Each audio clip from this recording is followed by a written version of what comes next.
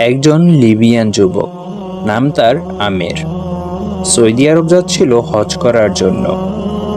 যেইমাত্র সে এয়ারপোর্টে পৌঁছালো, তার নাম নিয়ে নিরাপত্তা সংক্রান্ত একটি সমস্যা দেখা দিল। নিরাপত্তা বাহিনীর লোকেরা তাকে বলল, একটু অপেক্ষা করো, আমরা চেষ্টা করছি সমস্যাটা সমাধান করতে। এই সময়ে অন্য সব হাজিরা তাদের প্রক্রিয়া শেষ করে প্লেনে উঠে পড়ল, আর প্লেনের দরজা বন্ধ হয়ে গেল।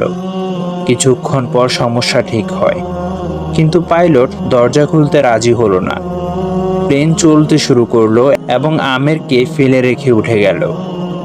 অফিসার তাকে সান্ত্বনা দিয়ে বলল, মন খারাপ করো না, হয়তো এটা তোমার কপালে ছিল না।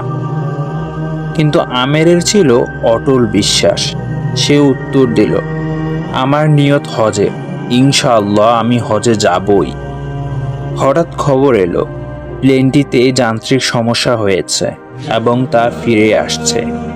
প্লেন ফিরে এলো, মেরামত করা হলো, কিন্তু তাও পাইলট আমেরের জন্য দরজা খুলতে রাজি হলো না।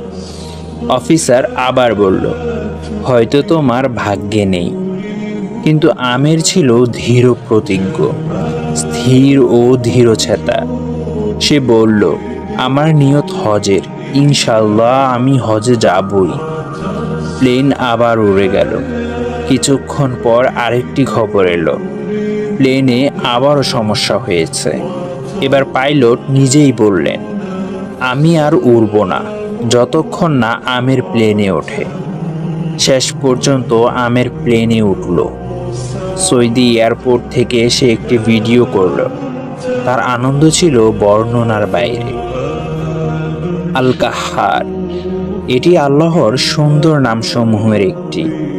এর অর্থ, তিনি কারণগুলোকেও পরাস্ত করেন, আপনার জন্য সব নিয়ম ভেঙে দিতে পারেন, কেবল আপনাকে সন্তুষ্ট করার জন্য।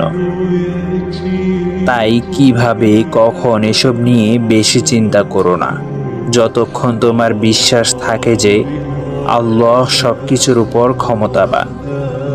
বিশ্বাস করো, তিনি পরিস্থিতি উল্টে দেবেন, তোমার পথ সহজ করে দেবেন, এমনকি অসম্ভবকেও বাস্তবে রূপ দেবেন। শর্ত একটাই, নিয়ত হোক পবিত্র। আর